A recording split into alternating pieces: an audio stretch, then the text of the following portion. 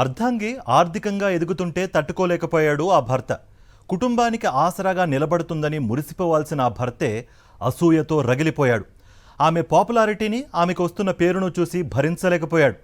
Instagram స్టార్గా, fashion డిజైనర్గా లక్షలాది మంది ఫాలోవర్స్ ఉన్న ఆమె కట్టుకున్నోడి చేతిలోనే దారుణ హత్యకు గురైంది. తమిళనాడు రాష్ట్రం చెన్నైలోని నంగనల్లూరులో ఫ్యాషన్ డిజైనర్ నాగలక్ష్మి దారుణ హత్యలో సంచలన విషయాలు వెలుగులోకి వస్తున్నాయి. నాగలక్ష్మి భర్త సుబ్రహ్మణ్యం ఈగోతోనే ఈ దారుణానికి ఒడిగట్టాడని తెలుస్తోంది. సుబ్రహ్మణ్యం నాగలక్ష్మి దంపతులకు గత కొద్ది కాలంగా గొడవలు ఉన్నాయి.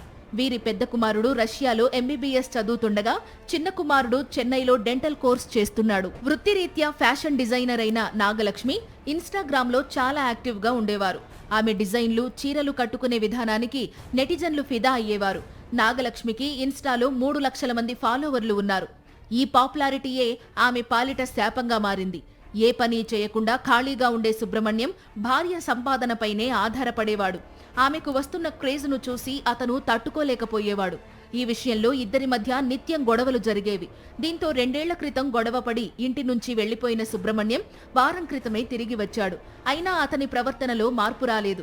భార్య ఎదుగుదలను చూసి అసూయతో రగిలిపోయిన సుబ్రహ్మణ్యం ఆమెను అంతం చెయ్యాలని నిర్ణయించుకున్నాడు. ఇంట్లో ఎవరూ లేని టైంలో వేట కొడవలితో నాగలక్ష్మిపై దాడి చేశాడు సుబ్రహ్మణ్యం. తల, మెడపై నరికి హత్య చేశాడు.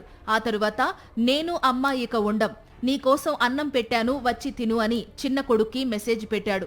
అనంతరం మరో గదిలో తాను ఉరివేసుకుని ప్రాణాలు తీసుకున్నాడు. తల్లిదండ్రుల మృతితో ఇప్పుడు వారిద్దరి పిల్లల భవిష్యత్తు అంధకారంలో చిక్కుకుంది. కన్న బిడ్డల భవిష్యత్తు కోసం కష్టపడుతున్న భార్యను అర్థం చేసుకోకుండా ఇంత దారుణంగా చంపడం ఏంటని స్థానికులు విస్మయాన్ని వ్యక్తం చేస్తున్నారు.